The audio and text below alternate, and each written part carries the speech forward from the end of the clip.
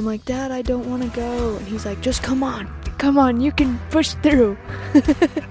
I'm not really sure because I used to not like this stuff. And then I think the more I hung out with my dad, and I think the more I was just screwing around at the cabin and shooting stuff, I was like, okay, this is kind of fun.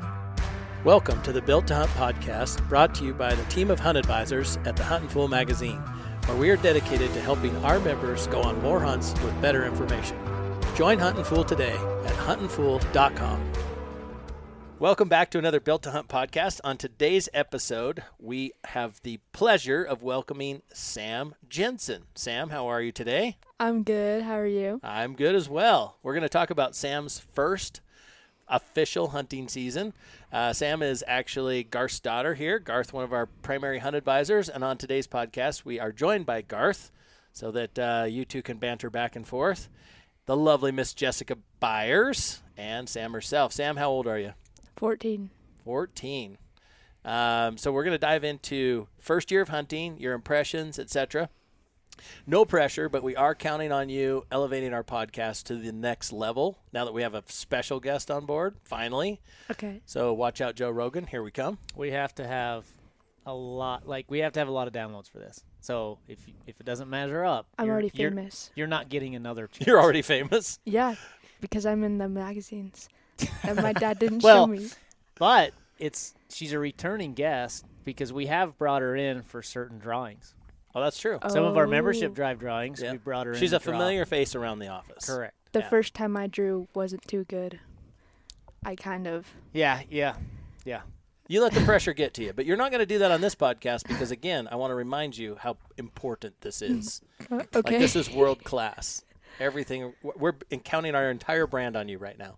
Okay. No pressure. Yep. All right, so I'll start with a couple questions.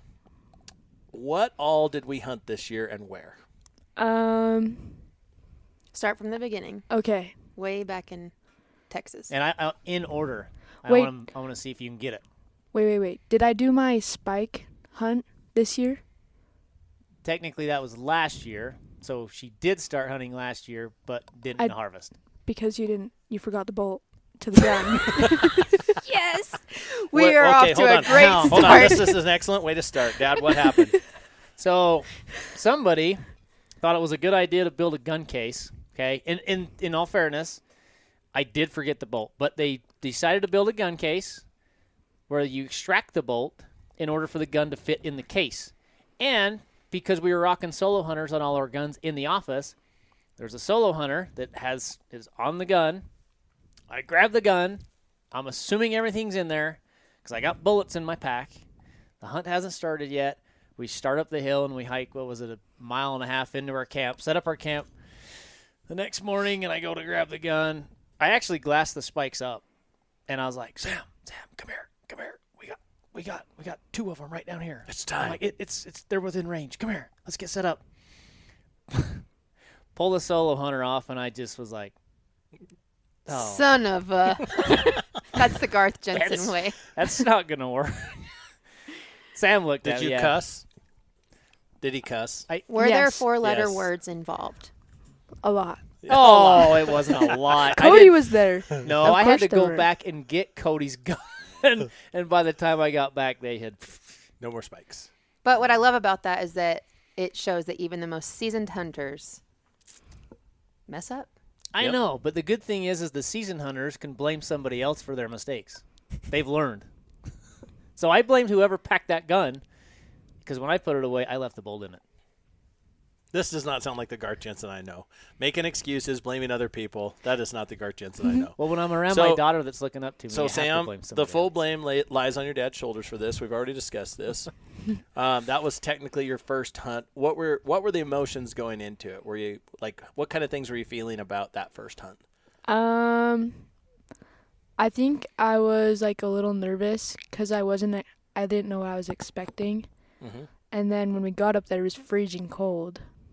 And I think that was one of the more funner hunts because I didn't really do a lot. We just stayed up there, and me, Matea, and Mav just played 500 and did a ton of weird stuff the whole time. Yeah, they dug They dug the mother of all fire pits. That was me. I know. So super laid back environment. Yeah. Not a lot of pressure, but I'm guessing you went into it feeling confident if something were to present itself.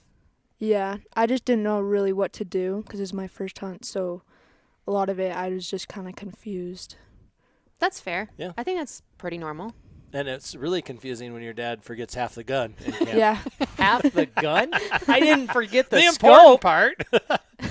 So, but to touch on that, Jessica, you mentioned that too. Isaiah and Sierra had mountain goat tags in Alaska. We flew from Homer, Alaska on float planes into camp, and she forgot her bolt from her Gunworks gun on the first trip, and thankfully they got a hold of us quick enough that we actually were able to slide it into a pocket and fly it into her. It's easy to do. And I love that y'all left that in the video, the film, Yeah. the edit. It's like Yeah. people forget stuff all the time. Yep. Yeah. Again, any gun company out there, I strongly recommend that you leave enough room in that gun case to have the bolt in the gun. Hey, this isn't a Garth Jenson soapbox. This is about Sam. But that's a good Sorry. idea for your next retract. soapbox. I You are welcome. Okay, so we didn't get a hunt opportunity, or we didn't get a shot opportunity then. Did you ever get an animal in the scope on that first hunt? Like a legal target animal? Yeah. And he was like, okay, rack one in. And I'm like, Dad. And I told him. So technically, Oh, that's when she's the one who actually. You left that part out, Jenson. strategically. So you literally were the one that was like, "What am I supposed to do? Cycle the air? Shove a bullet in with my pinky?" Wow. So you're on the gun. and I found it on the scope. And he was like, okay, are you steady? I'm like, yeah. And so he was like, okay, rack one in. And I'm like, Dad, where's the ball? I was excited. Okay. It was her first hunt, and I actually I love found this. some spikes. I love it. So how many days were you in on that hunt? I think 5. No, it wasn't quite 5. I think we were in there for 3 days, and we came out the 4th day. Okay. Seemed like 5 though. Yeah. Yeah. Without a functioning gun. Well, I went back and Yeah. got the bolt. I copy. Yeah. We're gonna allow that. Wasn't Okay. that the first morning too? Yeah, I went back in the middle of the day. Okay. So that was the very first time that you'd actually hunted. But obviously you've been doing gun safety, gun handling, hunter safety, that kind of stuff Yeah. prior to. How young were you when you did all of that? Like, when did you first decide that you were interested in this? Because obviously your dad's a crazy man. He loves to hunt, loves to be outside. Yeah. But that's not for everyone, right? I'm not really sure because I used to not like this stuff. And then I think the more I hung out with my dad, and I think the more I was just screwing around at the cabin and shooting stuff, I was like, okay, this is kind of fun. And I wanted to try it out, and I really like it. That's awesome. And I think she took hunter safety. We scheduled it when we were up at was it Total Archery Challenge?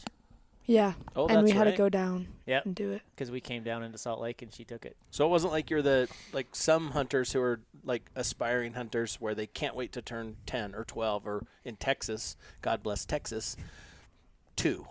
Right. Or however old you can be to take hunter safety. I remember for me, you could take it at 12, and dude, I was counting down the days until I could get my hunter safety. But you were kind of neutral. Okay. Yeah, because I remember my dad wanting me to do it, and I was like, okay, and I was just kind of, because I remember being really excited because a birthday present, he told me that I was going to get to go on a bear hunt because I really wanted to go, and he finally told me, and so I had to get my hunter safety done. And I just remember it being the longest thing because I think one was 24 pages, and if you missed 2 questions, you had to do the whole thing over again. And I missed 2 questions. And my dad walks in, and he's like, "What? You didn't text me? What are you?" And yeah, and he just went off on me. That sounds like Garth. Well, I have my moments. I was the same way as you. Maybe it's a girl thing. I don't know. I didn't have a desire to hunt till later either. I wasn't really into it. I was loved being around it, but wasn't ready to shoot something. Yeah, You know what I because well, you would force me into going, and I remember I would have the worst times. Guilty. Most dads I think that's pretty push common. it a little bit. Yeah. Yeah. And then I don't know. What made those times the worst though? Just the not wanting to go, and then he just made me go. Like getting up early. I want an example of this. Yeah. I feel like this is some accusation, so I want an example. I'm gonna put you on the wire here too. He made me wake up early and go glassing with him, even though I didn't do anything, and I would just sit there, half asleep, and he would do the glassing, and I'm like, Dad, why do I have to come? He's like, get looking, go look over there, look over here. She had binos. Yeah. It's not like you just hiked her up there on the hill and parked her under a bush. It was her choice not to look. I know, but I couldn't see anything. And you have wait, what's it called again? The stand. Always Tripod. She always brings that up. Is that your excuse? Where's my tripod, Dad? Actually, that's a good question. I mean, so far we're missing a bolt from a gun and a tripod for glassing. I'm seeing a pattern. No, that's not a pattern. The tripod, I will say, the reason that she doesn't get a tripod very often is because she would have to pack the tripod with her the whole time because I'm not carrying her tripod.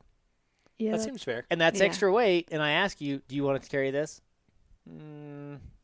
Well, I don't want to. I'd be fine with it, though, because when I packed out that hind quarter, my mule deer, or no, it was just a front quarter, right? Well, it was the front of your elk. Yeah. Yeah. Yeah. And Yeah. then- yeah. Which is heavy. That's a lot of weight. It is a lot of weight. And didn't I do that and the back straps? And the head, I made her carry the head in the same trip. Nice. Yeah. Well done. I was half crying up the thing, and he got a picture of me. Those wonderful moments. You can show them later. Yeah. Okay, so you kind of segued into it already. So your first official trip was the spring bear hunt, correct? No, Texas. Texas. Oh, Texas. We That's were all right. in Sorry, Texas jumping together. ahead. Yeah. So talk to us about Texas.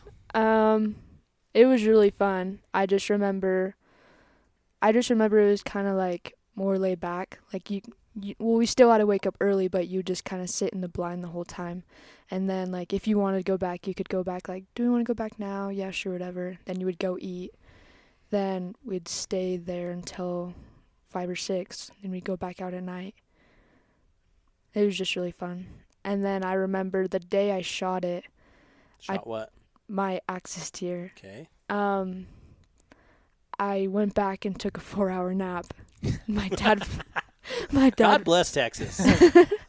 and my dad finally woke me up, and then we just went fishing. It was really fun. And what was the first animal you shot on that trip, though? A hog. That's right. That's what I was thinking. I'm like, I thought she shot a pig first. Yeah. Yeah, You shot 2 pigs first, right? It was the first night, and I think was Braxton with us? Yep. And he said he could hear me shaking. Like the blind was rattling? I don't know what Or like was rattling. her breath was I like, think because she had the gun rested on the And blind. my heart was just going so fast, and I was like, okay, I'm ready. And so I got on it, and then it would just move. And then when I finally shot it, I have a video of me like, I just shot my pig. they do move around a lot when they're rooting, trying to find Yeah. corn or So fight was your heart beating like really fast? Yeah. Yeah, I was nervous. Adrenaline all over the place? Mm-hmm. I remember wanting to shoot that zebra. She did beg you Yeah. for that She's zebra. like, Dad, how big's your checkbook?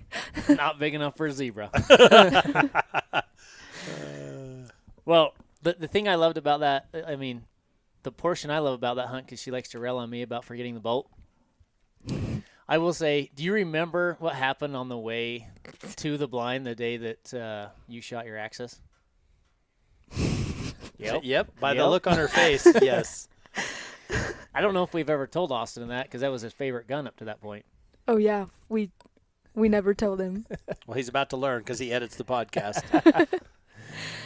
So we were driving the side-by-side, and I was freezing cold. And so there were no doors on the side-by-side, and so I was just sitting on the right side, and the gun was set up, and my dad goes, okay, hold this.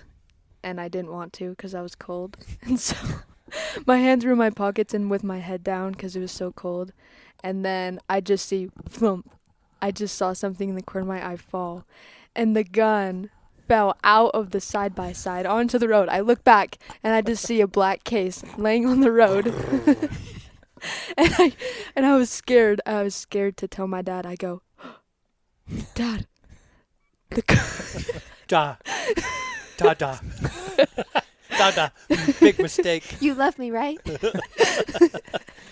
We made it probably 50 yards down the road, and she's like, Dad, the gun fell.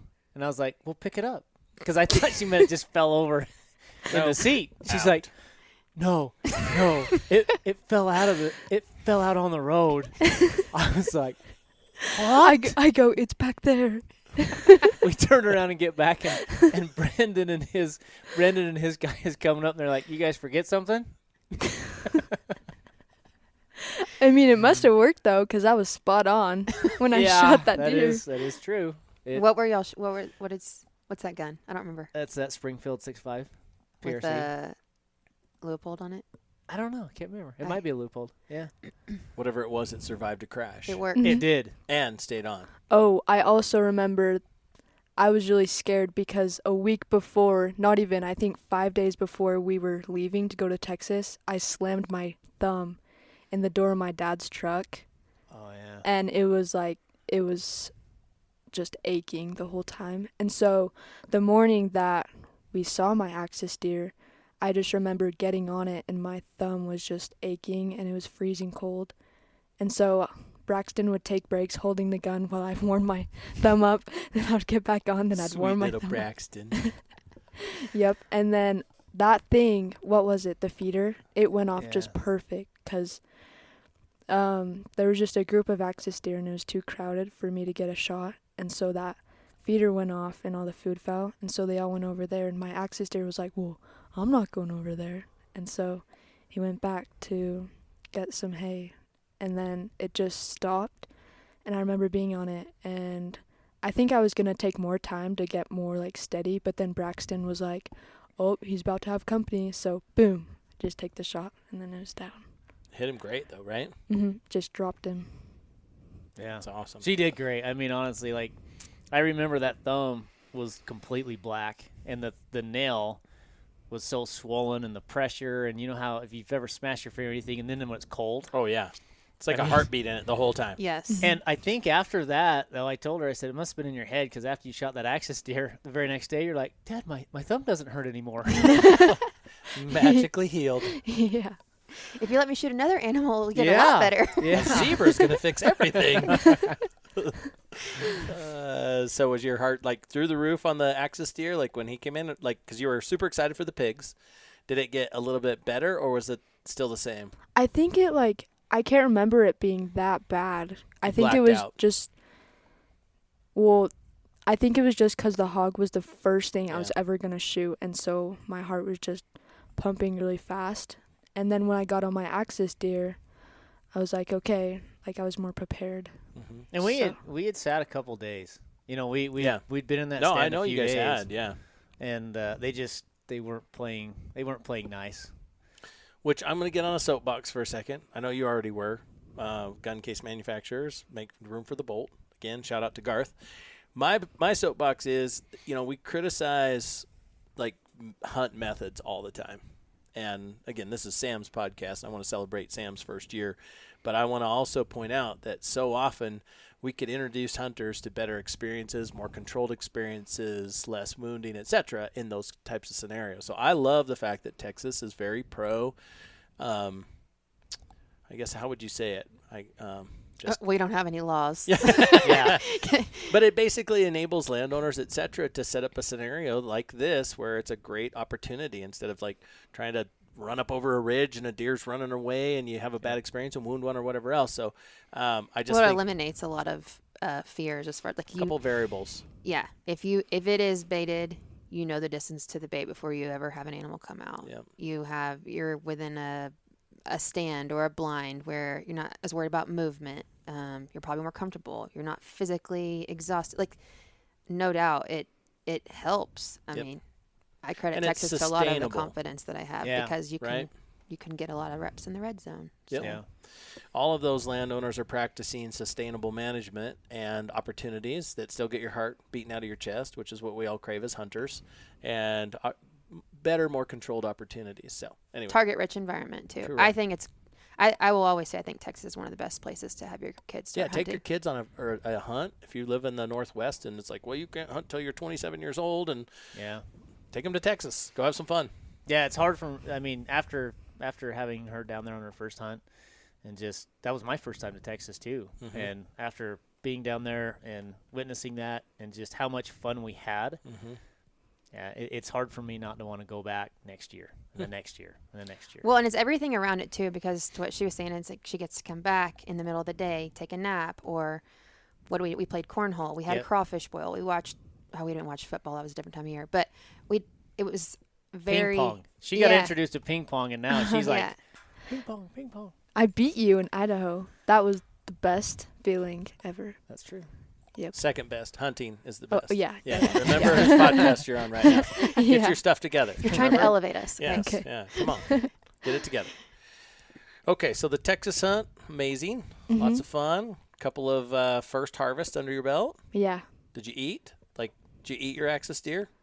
We've ate some. Yeah. So you got some venison in the freezer. And so now I'm getting to what I want to talk about, spring bear hunt in Alaska. Yep. So your dad surprised you with a birthday present to do this. Yeah. And what were your thoughts going into that? Well, when I first found out, I think I knew. He was like, okay, I have a surprise. And I had been begging him, Dad, can I go to Alaska? Dad, can I go to Alaska for a bear hunt? He was like, oh, I don't know, maybe 2 years. And then he tells me, Sam, you might have a surprise. I can't remember if you said if I get my hunter safety done. And then that's what gave it away. And I was like, I'm going to Alaska, aren't I? It's so hard to surprise I women know, with gifts. It is. My wife's impossible to surprise. Was it more about the bear hunt, or more about Alaska, or getting to go with your dad to one of his favorite places? What was it about Alaska bear hunting that really got you so excited? I think my dad came back from Alaska one time, and I was just looking through all the pictures, and I was like, oh, that looks so fun. And I was just seeing like how fun they had, and I was like, I really want to go on that.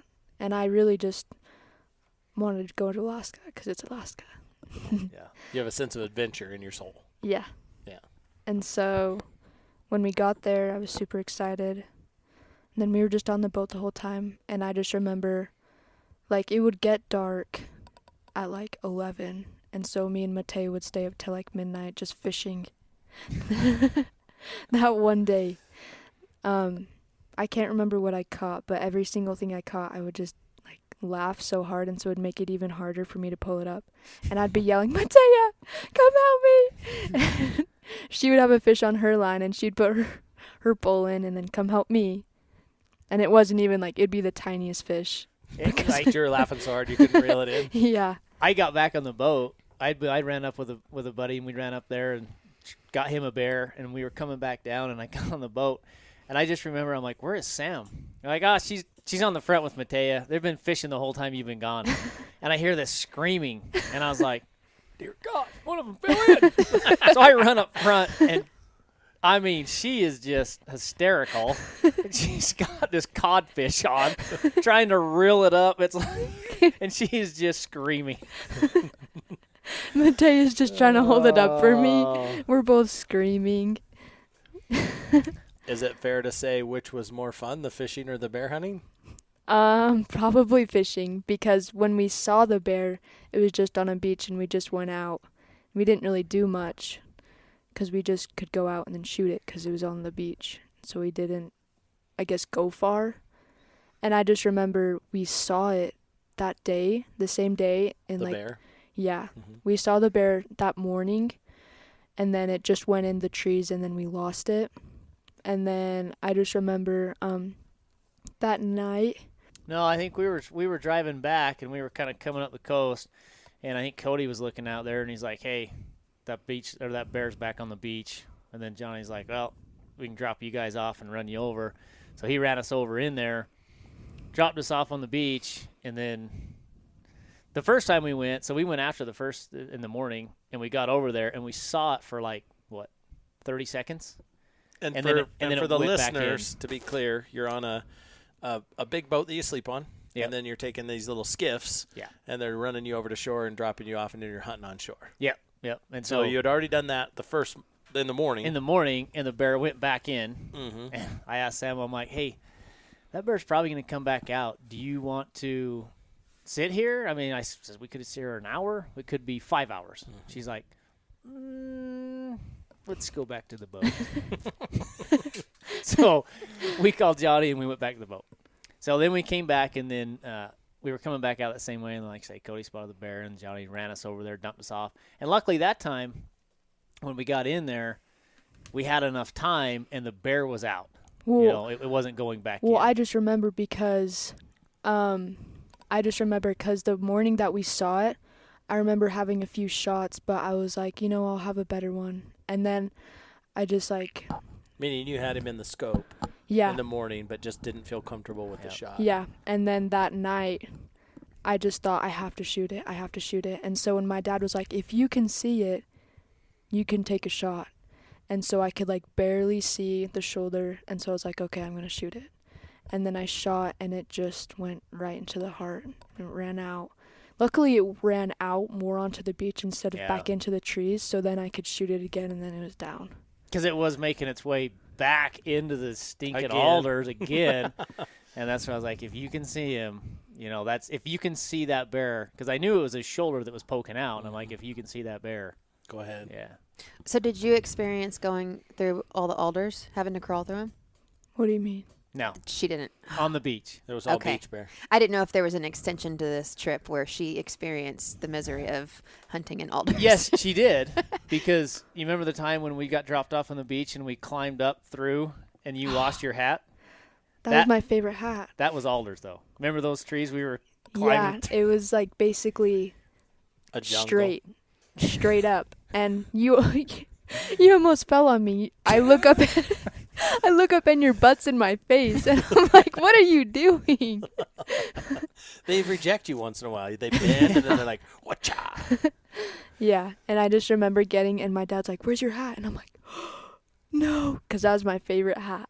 What was the hat? It was Jake Bess, I think. Yeah. Shout out. Yeah. And I almost lost my green one, which I would have been really sad about. The green hunting full hat. Mm-hmm. Yeah. We got. So you littered? Just checking. Technically, and then I lost a beanie. Dang. You're a yard sale. You're a walking yard sale. She's just adding to the beaches of Alaska. Yeah, that's true. Or Yeah. beaches anywhere. So on the bear, a lot of people get really worked up when they're going to shoot a bear.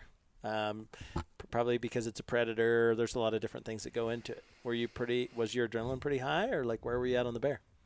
I just remember wanting to shoot it because I didn't want it to go back in, and because it was the second to last day, because it was Thursday, and I think Friday was the last day we were going to be able to hunt only in the morning. Yeah. And so I was like, okay, I have to get it done today, because if I don't, then Might there's not get one. Yeah. And so I was like, okay, I have to. And so when I was on it, I was kind of rushing myself a little bit because I really wanted to just shoot it so it wouldn't go back in. But I think I wasn't that nervous, I guess, because I was steady on it and I knew I could see the shoulder. I just really wanted to shoot it so it'd be down. Gotcha. So the spring bear hunt. Actually, before we talk about the next hunt, I want to talk about your dad. Okay. You ready to talk about your dad? So all of us evolve over time as hunters. We, again, you've already admitted that you probably pushed her a little more than she wanted to do early on. I'm guilty of it too. I've got a 23 and a 25-year-old son that would both say the same thing. How has your dad changed in terms of hunts from when you first started with him to where your last hunt experiences have been? From Texas to my last one? Or even that spike hunt, or no, even before that, when you would go glass and I wouldn't and like you didn't want to go. Yeah, what has changed in you and what has changed in your dad? Okay. I think the main thing has to do that I like that stuff now, because when I didn't like it, he was forcing me, and I would like be really behind hiking. And I'm like, Dad, I don't want to go. And he's like, just come on, you can push through. And so we would go, and I wouldn't have a good time. And I think now that he knows that I enjoy it, if I'm like tired or something, he's like, okay, let's take because I remember where we were in Idaho hiking up, and I think we took a break. He was like, you okay? And I'm like, 5 more seconds. 1, 2. Okay, let's go. So you feel like maybe he's more attentive to, okay, I'm tired, or this is what I want to do, and like, is that what you're saying? Kinda. It's just like more that I like it now. I don't know, because I like it now, and so I just understand more what I have to do when I'm hunting with him, I guess. What about you, Garth? What do you think? Do you do anything different than you did before? Well, I think for sure, I know, I feel like I kind of know how far I can push her. And then I kind of think, well, I know if we can get to this mark, and if we have success doing this, then she'll look back and say, okay, I can do that. It's worth it. It's not too bad. And I think more along the lines of like how I change, when I go with her versus how I go with myself. It's not all about like just at the end of the day killing something. Yeah. It's just we're there to have fun. Yep. First and foremost, and so I have to remember that. And like when we're going out and say we're going for a pretty long hike, like we went for a pretty long hike on your last hunt, Colorado? Yeah. I mean, we were out all day, one day, and we kept going from ridge, and then we'd back over to the other ridge, and then we go out to the end of the ridge, and we come back. And but we took enough breaks during the day to where we broke it up, and it wasn't all the same. Just a grind. Just marching, and she played with a tarantula and shot Colorado? Yeah, I That's found a awesome. wild tarantula, and I'm like, Dad, can I pick it up? And we were coming up, and I saw a big tarantula, and I was like, Dad, and he thought I saw a deer, and he was like, what, where is it? I'm like, look at this tarantula. I know. They're so cool. And so I just left it alone, and then we got back to our camp, and I'm like, Dad, there's another one, and it was like a baby one, and it went under those rocks, and I'm like, I really want to hold it, and so I was like kicking around the rocks, like shoving sticks in it so I could get it out, and I'm like, dang, Dad, I don't know where it went. I look up, oh, there it is, and so I run to my pack, put my puffy gloves on, and I put it on my gloves. And I was like, look how cool this is. And then I'm like, I saw it coming up my arm. And so I'm like, okay, get off. And Not cool anymore. I flick it once and it didn't come off and it was closer on me. So I did a little scream in the video he got me. I was like, ah! So I whacked it off. And then the whole time I think it got really mad at me because I was poking it with sticks and stuff. I had to finally tell her, you got to leave the dang thing alone. Poor guy. Like, he if he could, he would bite you as many times. I know. Right in the face. Like, I saw him coming towards me, so I had to babysit him. I had to watch where he went so he didn't come up and bite me in the butt or something. but that's what's fun. The difference. Yeah. Like slowing down. Yeah, just enjoying the little things. Not getting so one-track mind. Or even taking a nap in Texas midday, or letting her, instead of being like, nope, we're going to sit out here for 17 hours straight. Well, like one difference between like when we went back on that was a later season hunt. I mean, we had a generator that ran a heater in there and kept us both pretty comfortable. And the hunt before, it was like spring bar tent, like keeping the water bottles in your sleeping bag so they didn't freeze over on you. And so change of pace. But that's the one thing and I enjoy that too. I mean, it's helped me enjoy it more too. Sure. I can totally relate to that. What about you, Jessica? You said that you weren't immediately into it. Like, what was the process like for you too? Just growing up around hunting. Yeah. So I grew up, like, I was around it all the time. I always went to deer camp. I was totally, like, I just never was like, Dad, I want to shoot a deer. And he didn't ever push me to do it. His whole thing is, if you plant the seed, they'll come back to it. And what he means is, if you expose kids to it and let them go at their own pace, to your point, they're gonna be attracted to that if they have a good experience with it. So he waited, and I really can't remember what the turning point was. I think it was seeing my stepmom do it. it was really cool to see another woman go out and desire that and have fun with it. And I think that it's hard because I was younger. I don't remember. Yeah. But yeah. I think that was the turning point for me, was seeing another woman do it. And I was like, maybe I would like it. And so I was like, yeah, I think I want to shoot a deer, Dad. He's like, I don't know. I think he got so excited. His heart probably skipped a beat. He's yeah, like, and then it was like target practice, hunter safety, like it was cool. And we've hunted together ever since. So it is cool when you get to do it with your dad and they introduce you and they're patient and they take it all in and they're not pushing. And I don't know. I think it's really important with kids and women if they're comfortable in terms of like not freezing the whole time. Like it's just pretty miserable as a kid if you're just freezing the whole time and you don't even know what to do. But if you make it fun, point out tracks, spiders, sunsets, whatever, like literally stop and smell the flowers. I don't know how kids wouldn't love it.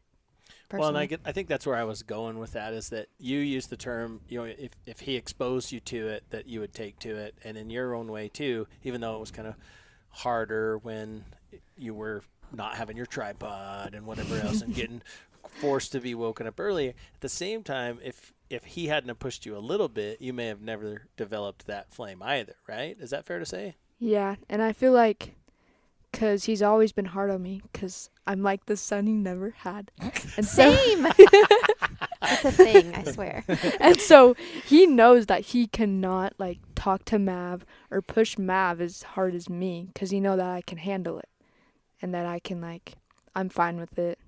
You're just two very different people. Yeah. Yeah. Which is life. Yeah. Mhm. And so I just like that kind of stuff, and I feel like he can just push me harder because Gotcha. Well, and in the process, you learn more about yourself. You're like, oh, that really wasn't too bad. I can do it. Like, what else am I made of? Because I remember when we were in Colorado, I was like half crying because my hip was really hurting. And you told me that you were about to take it, but I am glad you didn't, because then I would have been like. To take it? Like call it? Like stop? No. Take the meat. Take his pack. Take her pack. Take her pack. And so I'd feel better. But at the end of the day, I did it, and I'm glad I did. So. Yeah. Nice. That's one of those things where I could see she was hurting. Mm-hmm. I knew how far we had to go. And it wasn't like it was just we had probably about a mile, just each. It was about almost a mile to it and then a mile back, and we had to make 2 trips. And I just got thinking, she's going to make it. And then when she gets there, she'll be like, yep, I did it. I am woman, hear me roar. That's right. I can do hard things. And I told her, I says, here's the thing. At the end of it, the greatest feeling ever is when you drop the tailgate and you put that pack on the tailgate and rest it on there, and you're like,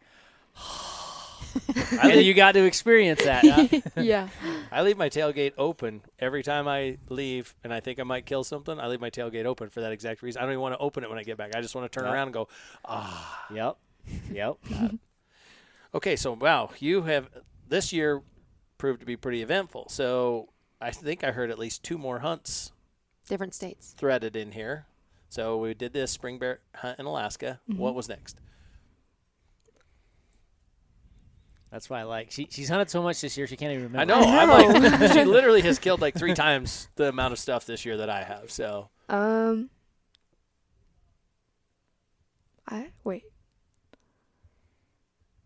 I think, was it Idaho? Yeah. Okay, it was Idaho, and I shot my mule deer. First mule deer buck. Yep, and I remember it being. It feels different because I've been at that place twice, and so I get it mixed up with the other time I went. Oh, yeah. And I just remember it being, like, freezing cold, and I wore all my puffy stuff, and you guys told me I looked like the marshmallow from Ghostbusters. I couldn't fit my gloves through my jacket, and so the first day we went up, I fell asleep while they were glassing. I'm like, because I was just sitting there and I was so tired, I was about to fall asleep as I was sitting. So I'm like, Dad, can I go to sleep? Can I take a nap? He's like, I don't care. You can do whatever you want. I'm like, okay. And I didn't even notice. So so when he woke me up, or I got back up, I was laying in some horse crap the whole time. As the pillow. Yeah, as my pillow. I was laying in some horse crap. I'm like, that was a really good nap.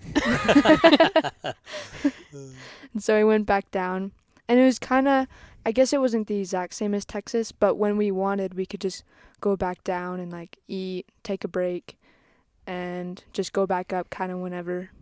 And so that was nice. And then I remember the morning we went, we were expecting a big snowstorm. And so it was freezing cold. We go up there, not even 1 minute after we got out of the side-by-side, Logan spotted this big 3x4. It was like, oh, there's a big old buck, go shoot it. So we got down, we went off this hill, and I get on it, and the gun, Austin didn't sight it in. Yes, say that one more time. Austin did sight the gun in. And so when I shot, I was kind of skeptical about it because I was shaking, and my dad, I used his knee as a resting, and I knew I wasn't really like comfortable with the shot I took, and so I thought I missed. And they're like, no, you hit. And my dad said, aim center, because he was kind of quartering away from us. And so when I shot, it hit him right in the butt. And and so he was like, I think you shot right. And I'm like, I don't know, maybe. I thought I missed. And so when we went back over, and Logan spotted it in this really thick thing of trees. I could barely see it, and so there was a tree covering its shoulder, and so they told me to aim just barely left of the tree, and I remember I hit barely right to the tree, and so we knew something's up. And so anyways, I shot, and it ran, and it was dead. And I remember me and my dad went up to find it, and I wasn't looking. I was just looking down at the ground, of course. My dad was looking around, and so I don't even know what I thought. I was like, maybe I should look around. I look straight up, and there's a dead deer. I don't even know what was going through my head. I'm like, there's a dead deer. Wait, maybe that's mine. Dad! I'm like, Dad! And he was like, what? And I pointed up, and it took him like 2 seconds, and he's like, nice job! And so we go up and take pictures and stuff. What are celebrations like with your dad? Hugs. Yeah, it's like, I'm so proud of you, sweetie, and stuff like that. And he just hugs me. I'm going to cry. I'm going to cry. Then he's like, you want to go down? No, I'm okay. Yeah, I'm still. So you're still the knife man. We're still getting to the point where it's like, she likes the hunting. She likes, the actual feat. But when it comes to processing, gutting, taking care of it, we're still trying to introduce her to that Working slowly. Totally fine. Yep. Yeah. And That's you another thing that I sat think's there important to note. and watched everybody cleaning the deer in Texas. It's not that you don't mind. Like, you don't seem to mind being around it. No, You're I'm just fine. not interested in getting into it yet. Yeah. Totally fine. When it's your time, you'll know. 100%. Yeah. And like, I'll be fine with doing it. It's just like the doing it, I'm a little lazy. At least she's honest. That's probably my favorite part about this whole podcast is like, if everyone could see the world through the lens of a kid or a teenager, and just that it's so innocently told, the storytelling, how she views the experiences, what actually happened. Like, right. What would It's this not world tainted by a bunch of other opinions. Yep. Yeah. At this point. It's so cool. It's Mhm. really cool to listen to. I've enjoyed it. And honestly, that ranch up there of John's is like the perfect place, to take Sam on a hunt like that. Because like she said, we could go up there and it'd be freezing cold, and Logan would have his thermos of coffee, and he'd look around and be like, it's too dang cold up here. We better go down and have ourselves some more coffee. And Sam's like, yep, let's go. He goes, you know what time it looks like right now? About football time. Let's go watch some football. Come back later. I'm like, okay. So, I mean, honestly, it was a privilege to get up there with Logan and John, and it was a great experience. Yep. I just remember after I shot that, I think it was rather that day or the next day, you were like, Sam, you want to come with me to come sight this gun? And I'm like, I don't need to come with you. I already know it's shooting right. Wow. Mic drop. And Hair flip. to be fair, that is the one thing I've always respected with Sam. She's a good shot, Yeah. and so the first shot when it hit right, I was like, it happens. You Yeah. know what I mean? Oh, yeah. If you jerk, usually it's right. Mm-hmm. But when she hit right twice, I was like, She might be right. I'm gonna shoot this gun and see where it's at. And to her credit, it was hitting right. it was hitting right. I don't know if I want to credit her that much right now. She's getting a really big head on this podcast, I can tell. Okay, So this was not the hunt so, wow. where you made her pass a bunch of deer. No. Okay, No. let's talk about that. Yeah, so we're Idaho deer. You didn't shoot anything in Utah this year, did you, right? Nope. Y'all No. went though, No tag. didn't you? Nope. Oh, Mm-mm. We didn't get a tag. Didn't do a spike hunt or anything like that? Okay. Nope. So now we're into Colorado. And what tags do we have in our pocket here? You don't have to tell the unit. Don't let your dad's cat out of the bag here. But Come on, it's top secret. what species? What? What what species? animals did you hunt? Oh, elk and mule deer. 2 tags. Okay, so Did walk you us. have tags? Nope. Just Sam. This is Sam's world. We're Yep. just living in it. Yeah, dear Lord. I got to go hunting. Do you need another daughter? We're gonna do it. We're gonna do a part 2 on this podcast. I got to go right now. So you got 2 tags in Colorado, elk and a deer. Which one were you more excited about? I was more excited about my elk, but my dad, the main priority was a deer, because that's the main thing my dad wanted to get. And he was like, well, if we see a nice elk, then we'll shoot that, I guess. But I really wanted to shoot an elk because I think they're cool. And so I remember that night we were going up to look for deer. And so when he saw some elk, there's a hill, and I was on this side glassing, and he was on the other side. And I remember, like, not even 20 seconds before he came and got me, I was just thinking, if I shoot something tonight, I hope it's an elk, because, like, I don't know, it'd just be easier, like, I don't know. I was just going off about if I shot something that night, I'd hope it'd be an elk. And then you come over, Sam, there's a big ton of elk, come on. And so I'm like, ooh. So I got all excited. I was running over, and I'm looking at him. There was, like, 50 or 60, and I got all excited. He's like, okay, grab the gun. I was sprinting. I got so excited. I didn't even know where I was going. I was just running to the other side. I'm like, where is it? And so I look over, and I'm like all the way over here, and my dad's like, Sam, where are you? I'm like, okay, Dad, I'm coming. I didn't even know where our stuff was. Yeah, It's all worked up. because at this point in time, what had happened is I came back over, grabbed her, and I said, Sam, there's a bunch of elk. We got to go over here and see if there's a legal bull. So she followed me over there. She was excited, and we followed over there. And I'm like, there's enough elk. You better go grab the gun. I assumed she would have it wasn't that far. And I'm like, she's not coming back. And so I go over there, and I'm at her stuff, and I'm like, Sam, where are you at? She's down the ridge 50 yards. And where are you? So we got a little bit lost for a Turned second. around. Yeah.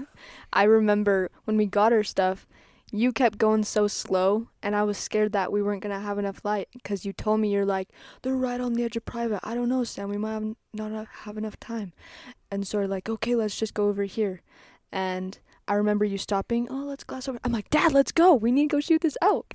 And so I'm like trying to push him over and stuff and get over here. And then I remember I got set up like in 3 different ways, because I was trying to get set up downhill on the elk, and it was hard, and we couldn't really see him that well because it was really thick off that hill, and so we couldn't see a lot. And so I just remember we had to come up and go over, and I remember oh my gosh, I remember getting set up on snow, and I remember getting snow in my shirt. I'm like, Dad, there's snow in my shirt. He's like, it doesn't matter, get set up on the elk. That's the old Garth Jenson coming out. Shut up. He's like, get set up.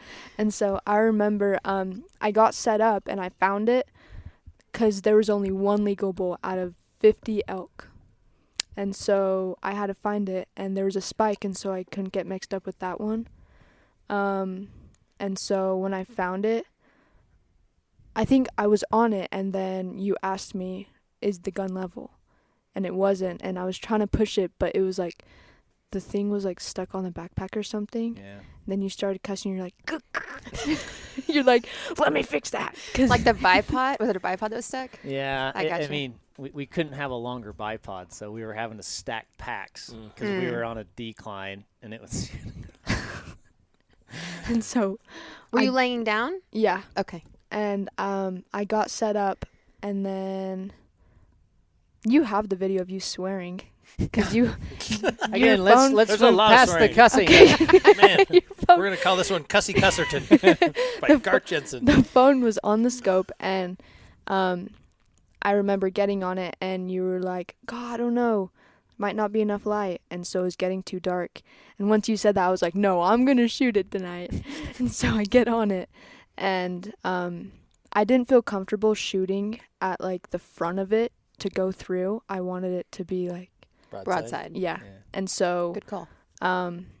when it was like that, I'm like, I have a shot, and you're like, okay, shoot it. And then I shot, and I remember trying to get back on it. I watched as it fell, and I could see it just went not even 10 yards and then just dropped. And then I love the video of it. He like leans sideways and then he falls. He just looks so funny in the video. That's cool. You got to watch him go down. Uh-huh. It And- doesn't always happen that way. And that's the one thing I will credit Sam with too is getting on target after. That's And tough.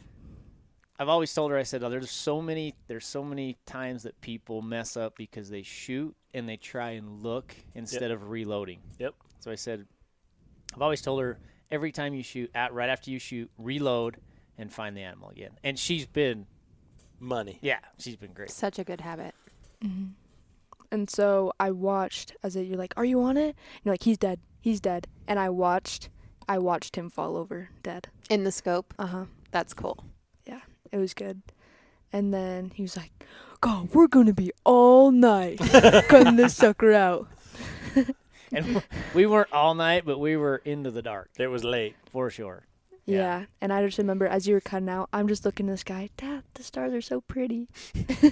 See, that's a cool thing too. Like that's one of the things that I think hunters get a bad rap from people who don't understand. True anti-hunters aren't ever going to understand what we do. But there's a lot of neutral people that are kind of like, think you're out there kind of these blood-seeking warmonger. And it's like, no, we're out there. We love every minute of what we're doing. Even celebrating the stars like that.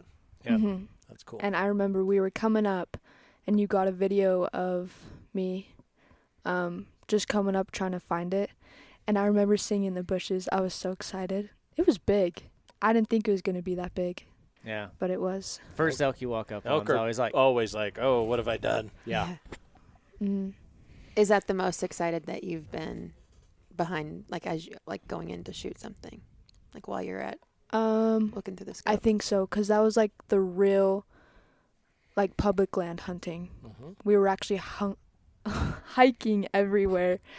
We were actually hiking everywhere and just going around, because usually, I think all the hunts I've been on, we didn't. Alaska. Alaska's definitely Alaska's public public, land. but it's a more It's But, target like, but it's rich and, easier. and a lot to But, do. like, so. we're more relaxed the whole time, and like we were on a boat the whole time. We didn't hike a lot, and in Texas we were like in the blind the whole time. We weren't hiking a ton, but when we were in Colorado, that's all we were doing is hiking everywhere.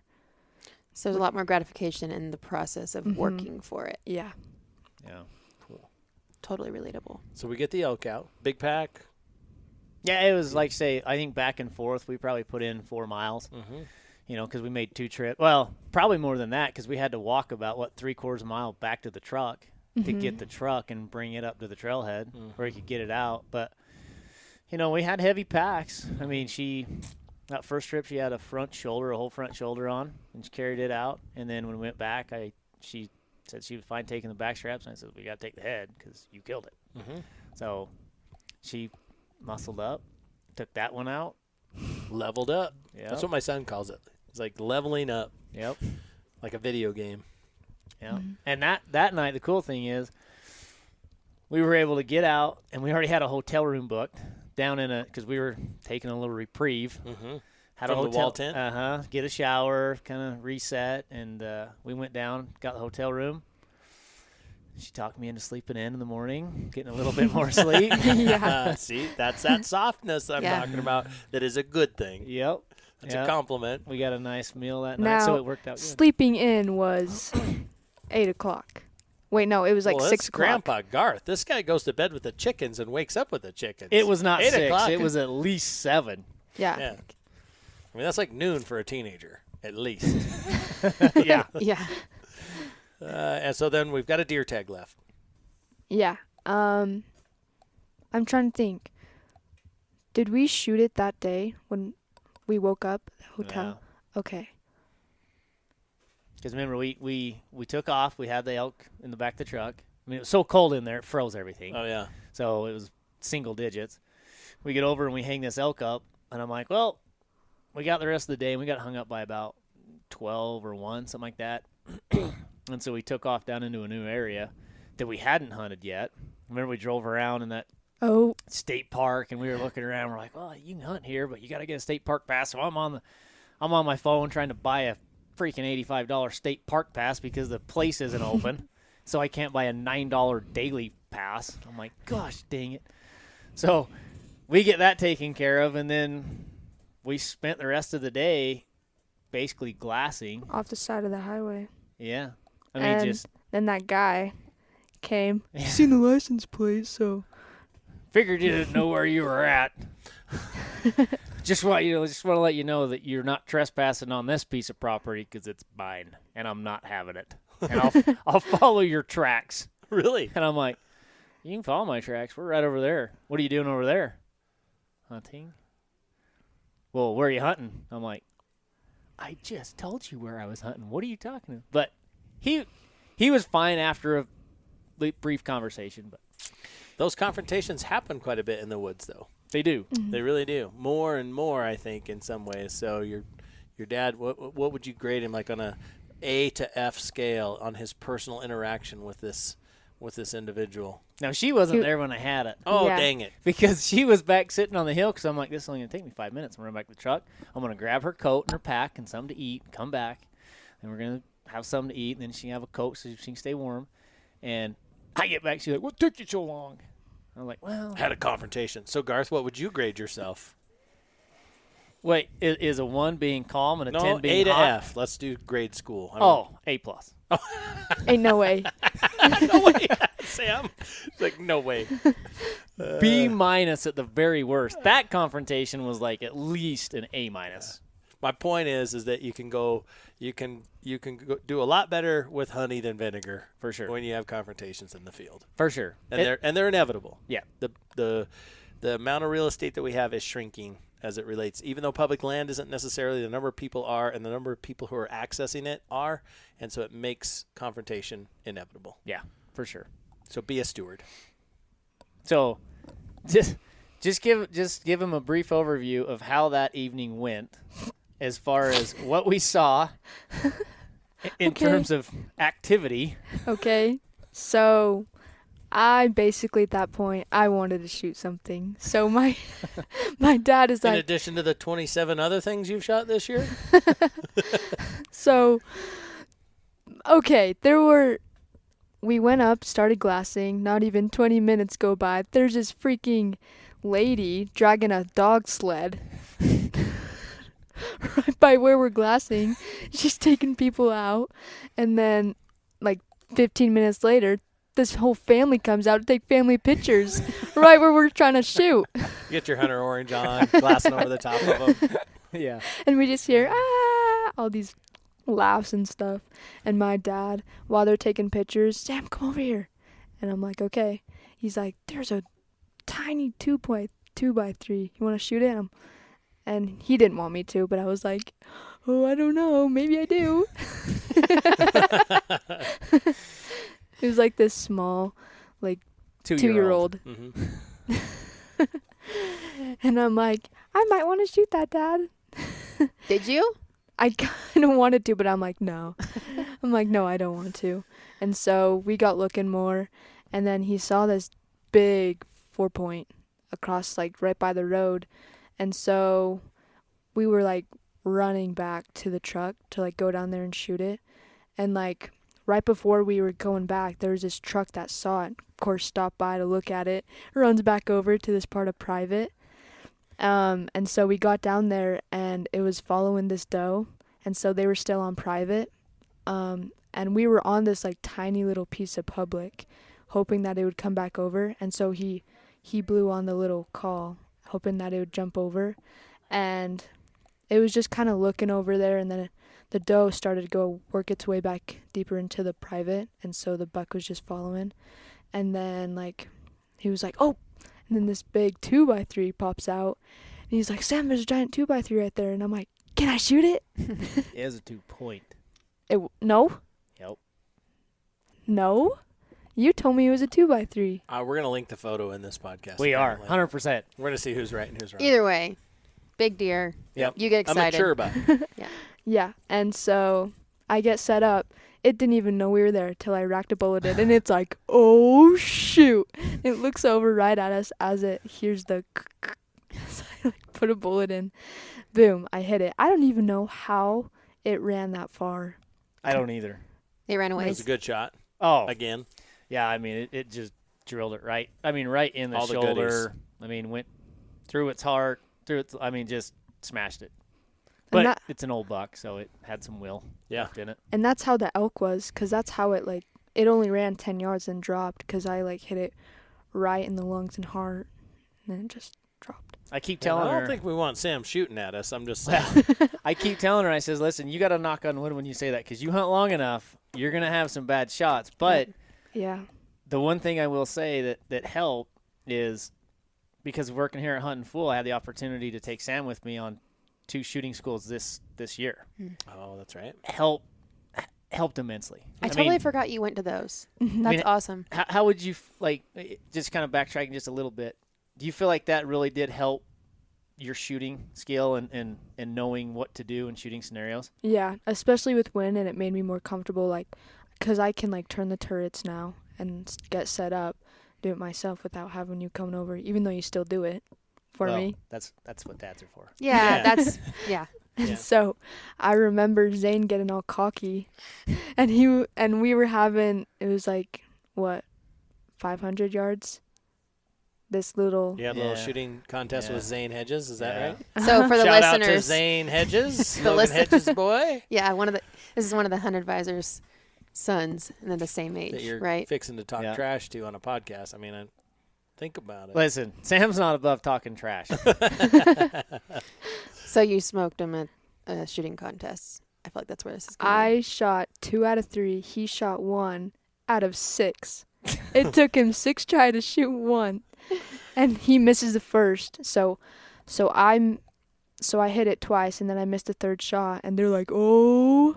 And then Zane gets down. He misses the first shot, and everyone's like, oh, pressure's on now, Zane. Because he was all cocky. He's like, I'm going to beat you, Sam. And so I won, and then you guys left, and I was scared that he was going to say something to me. Oh, Zane's not going to say No, anything. I was He's gonna scared. talk trash like you. Yeah. No, would. I was scared that he was going to say something else. Anyways, Oh, I know where that's going. he goes, I can't believe you showed me up like that. I'm like, well, I had to. Level up. Well, I had to. But it did. It helped a lot. And like when we were on that elk, and that elk was a poke. Was it 530 yards? Wow. And first thing out of her mouth, she's like, Dad, what do I hold for wind? Wow. And I'm like, there's no wind. That's awesome. To even know to ask that. Yep. Yeah. Exactly. Really cool. That was your instinct. Yep. Yeah. So I'm hearing a lot of pro tips for people who are wanting to mentor hunters, whether they're daughters, sons, friends, kids, etc., uncles, nieces, nephews. One, that time behind the gun is super valuable.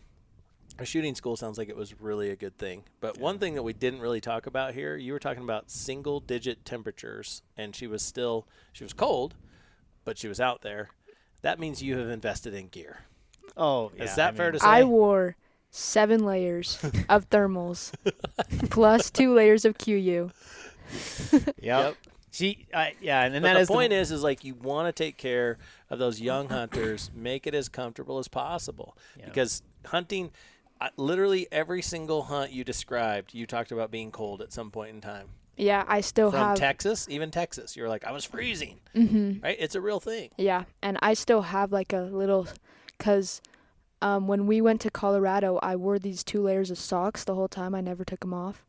And when I took them off finally, I still have a little scar. It's not a scar, but it's a little red ring around my ankle where it was cutting off the circulation of my foot. And now I have this red ring around my foot still. But that is a good point. Lots of time behind the gun. Great gear. And then finally, I do think we need to push the youth. Hunting is something that requires an extra level of digging deep, right? It is something that, but to do it appropriately and kind of level up as you go, but also to recognize the need at times to just be like, hey, it's time for a sandwich, some gummy bears, a little bit of a break. Let's have some fun. Let's go back early tonight. Let's sleep in a little bit later. Just kind of feeling your way through so that it's not about you, but it's about them. Yep. Yeah, I remember when we were in, I think it was Colorado, and we get down to this thing, and he was calling all these deer, and I open up my pack, and I open up this trail mix, and he's like, "You're really pulling a Brady right now?" Right when we're in this thing looking for deer. That is something that Brady would do, though. 100%. You're in the middle of trying to focus on glassing or even in the final thing, and Brady's going, trying to open a bag of Welch's snacks or anything, and you're like, Block of cheese, maybe. yeah, exactly. A rando block of cheese. But right Is when that pepper jack? right when you were about to call it that night, you were like, okay, it's getting too dark. Right when you're about to say, okay, we're going to head back, I saw Buck come out with the doe. And I'm like, oh, Dad, look. Yep. And so just noticing stuff like that really helps. Just seeing it out of the corner of your eye really catches you. That's why I would tell you all the time, you got to look. You got to look. I'm really bad at looking, too. So what did we wind up with total here? We had 2 pigs and an axis deer. Yep. And a black bear, 2 mule deer, and an elk. In 1 year. So we went from 0 to 7 in 1 year. All right, great. Can I have my man card back, please? Just slide it over here. No, that's awesome, Sam. We appreciate your thoughts and insights on it. Again, I think if I had to take away from the podcast, it would be that it's so important for us to continue to instill the desire to do these things in our future generations. And to do that, it requires a little bit of compromise, but it's like a welcome compromise in your own. If you've been that kind of uber passionate DIY, getting it done hunter, it's fun to throttle it back a little bit. It's fun to do it with, whether it's your daughter in this case, or whether it's with other people's kids, even brand new hunters. If you take an adult hunter and try to introduce them at your speed, they're probably not going to enjoy it. Yep. So, and I have had the pleasure of doing that with a few people where it's like, here's a 30-some-year-old person who's never hunted in their life. They're from Southern California, and they're big game hunting for the first time. Just kind of be sensitive to that, and I guess that's what I would take away from all of this. And like I said, I couldn't be happier that we got to spend some time with Sam here on the podcast. Mm-hmm. You know, if I had to take away the one thing that I want to make sure everyone knows out there, because I hear it day in and day out, there's not enough opportunity to go hunting. There's not enough opportunity. Well, I mean, she was able to take 7 animals in a year. You know what I mean? I mean, granted, some of those are some big trips, but at the same time, there is a lot of opportunity out there if you just look for it. Especially for kids, I would say. Yeah. Very true. Were any of those extended draws? The Colorado, both. So the Colorado, she got the deer on the secondary draw. Okay. And that's it's random. Well, it's 100% preference to youth. Yeah. So that's right. That's what's nice is she had a better opportunity to draw that tag than any adult that was even in the pool. Yep. So she got a one up on that, and then when we got on the elk tag, that was a first come first serve tag that was turned back in. We were able to get in Colorado. So both of those were pseudo draw. The one was a draw. The other one was after the draw turn back tag. But the Idaho one, they allow youth, they cap the number of adults. but the youth can still go in and buy one, and so long as they can hunt with a mentor, which Logan had a tag. Yeah. So it was great. There's lots of opportunity. Yeah. You were going to say something. I don't remember what I was going to say. I was going to say something, but I don't remember what I was going to say. I know it was going to be profound. I don't know. Maybe I'll think about it. But All right. Any final thoughts from you? I don't think so. I mean, to send this podcast to the moon? We Um, were counting on you. that Huntin is the best place. And yeah. Mm-hmm. Right on. That's going to send it to the moon. It is. Yeah, and watch your desk, because Sam will meme you and other things with sticky notes. I've had sticky notes left in random places. So, Googly eyes. yeah, keep Soft hammer. Garth, soft hammer Jenson. Keep your doors locked. No, thanks for tuning in to another Built to Hunt podcast. We hope that, if anything, like I said, this inspires you to get outside and take people out, mentor, have fun, make memories with your friends, your family, your kids. It's what we're all about here at Hunt and Fool. We want you to go on more hunts with better information, and we wish you the best of luck on all your hunts.